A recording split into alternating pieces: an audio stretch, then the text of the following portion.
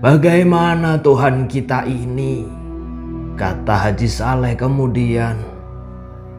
"Bukankah kita disuruhnya taat beribadah, teguh beriman, dan itu semua sudah kita kerjakan selama hidup kita. Tapi kini kita dimasukkan ke neraka."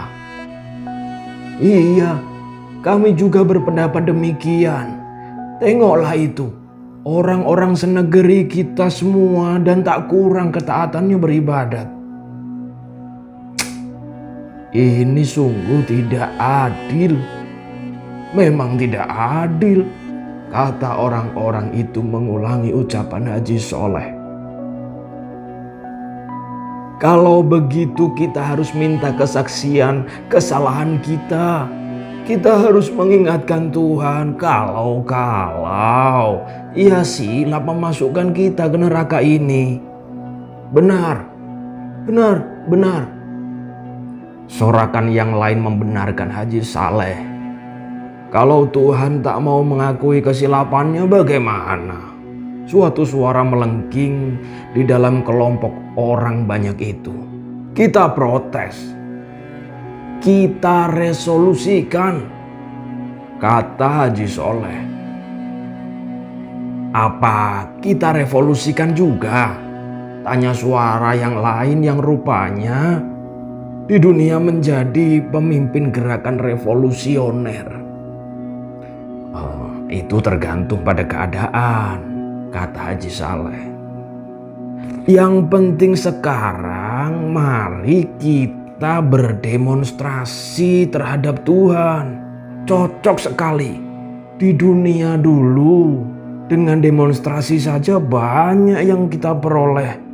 Sebuah suara menyela, "Setuju, setuju, setuju." Mereka bersorak ramai-ramai. Lalu mereka berangkatlah bersama-sama menghadap Tuhan, dan Tuhan bertanya, "Kalian mau apa?" Haji Saleh yang menjadi pemimpin dan juru bicara tampil ke depan, dan dengan suara yang menggeletar dan berirama indah, ia memulai pidatonya.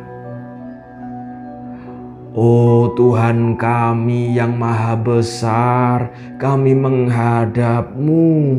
Ini adalah umat-Mu yang paling taat beribadat, yang paling taat menyembah-Mu.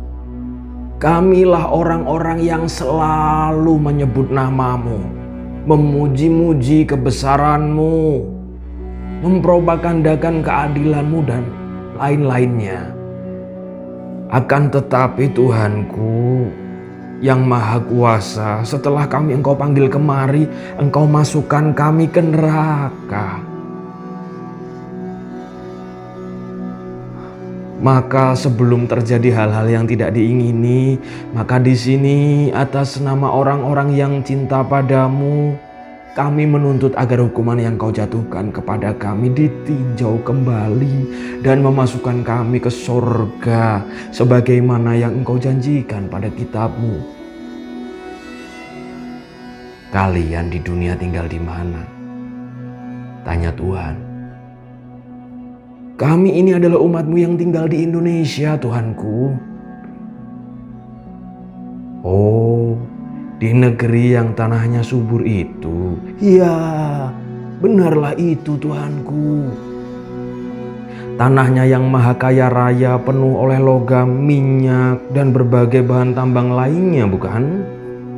"Benar, benar, benar Tuhan kami. Itulah negeri kami." Mereka mulai menjawab serentak karena fajar kegembiraan telah membayang di wajahnya kembali, dan yakinlah mereka sekarang bahwa Tuhan telah silap menjatuhkan hukuman kepada mereka itu. Di negeri di mana tanahnya begitu subur hingga tanaman tumbuh tanpa ditanam. Benar, benar, benar. itulah negeri kami. Di negeri yang dimana penduduknya sendiri melarat itu. Ya, itulah negeri kami. Negeri yang lama diperbudak orang lain itu. Iya Tuhanku, sungguh laknat penjajah-penjajah itu Tuhanku. Dan hasil tanahmu mereka yang mengeruknya dan diangkut ke negerinya, bukan? Benar Tuhanku. Tapi bagi kami soal harta benda itu kami tak mau tahu. Yang penting bagi kami ialah menyembah dan memuji Engkau. Engkau rela tetap melarat, bukan?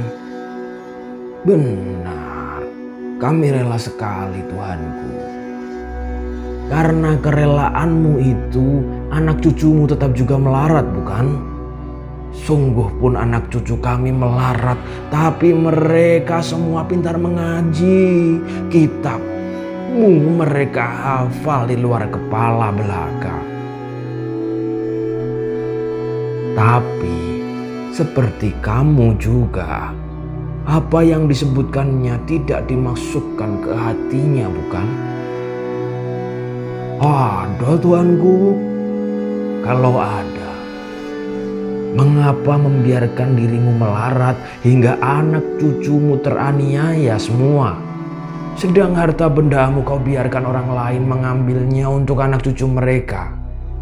Dan engkau lebih suka berkelahi antara kamu sendiri, saling menipu, saling memeras. Aku beri engkau negeri yang kaya raya, tapi kau malas. Kau lebih suka beribadat saja. Karena beribadah tidak mengeluarkan peluh, tidak membanting tulang. Sedang aku menyuruh engkau semua beramal di samping beribadat. Bagaimana engkau bisa beramal kalau engkau miskin? Engkau kira aku suka pujian? Mabuk disembah saja hingga kerjamu lain tidak memuji-muji dan menyembahku saja. Tidak. Kamu semua mesti masuk neraka. Hei malaikat, halaulah mereka ini kembali ke neraka. Letakkan di keraknya.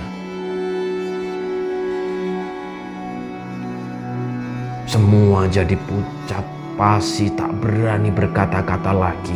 Taulah mereka sekarang apa jalan yang diridhoi Allah di dunia. Tetapi Haji Saleh ingin juga kepastian. Apakah yang dikerjakannya di dunia ini salah atau benar? Tetapi ia tidak berani bertanya kepada Tuhan. Ia bertanya saja pada malaikat yang menggiring mereka. Salahkah menurut pendapatmu kalau kami menyembah Tuhan di dunia? Tanya Haji Soleh. Tidak.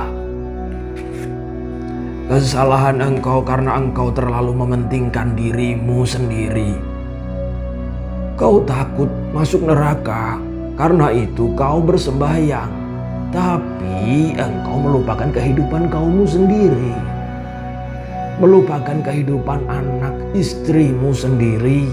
Hingga mereka kocar-kacir selamanya. Itulah kesalahanmu yang terbesar. Terlalu egoistis. Padahal engkau di dunia berkaum, bersaudara semuanya. Tapi engkau tak memedulikan mereka sedikit pun. Demikian cerita Ajusidi yang kudengar dari kakek. Cerita yang memurungkan kakek. Dan besoknya ketika aku mau turun rumah pagi-pagi, istriku berkata, "Apa aku tak pergi menjenguk?" "Siapa yang meninggal?" tanyaku kaget. "Kakek." "Kakek?" Iya, tadi subuh kakek kedapatan mati di suraunya dalam keadaan yang ngeri sekali. Ia menggorok lehernya dengan pisau cukur. Astaga, Ajo Sidi punya gara-gara, kataku seraya melangkah secepatnya meninggalkan istriku yang tercengang-cengang. Aku mencari Ajo Sidi ke rumahnya, tetapi aku berjumpa sama istrinya saja. Lalu aku bertanya pada dia. Ia sudah pergi, jawab istri Ajo Sidi. Tidak tahu kakek meninggal? Sudah. Dan ia meninggalkan pesan agar dibelikan kafan buat kakek 7 lapis. Dan sekarang, tanyaku kehilangan akal. Sungguh mendengar segala peristiwa oleh perbuatan Ajo Sidi yang tidak sedikit pun bertanggung jawab. Dan sekarang kemana dia? Kerja. Tanyaku mengulangi hampa. Iya, dia pergi kerja.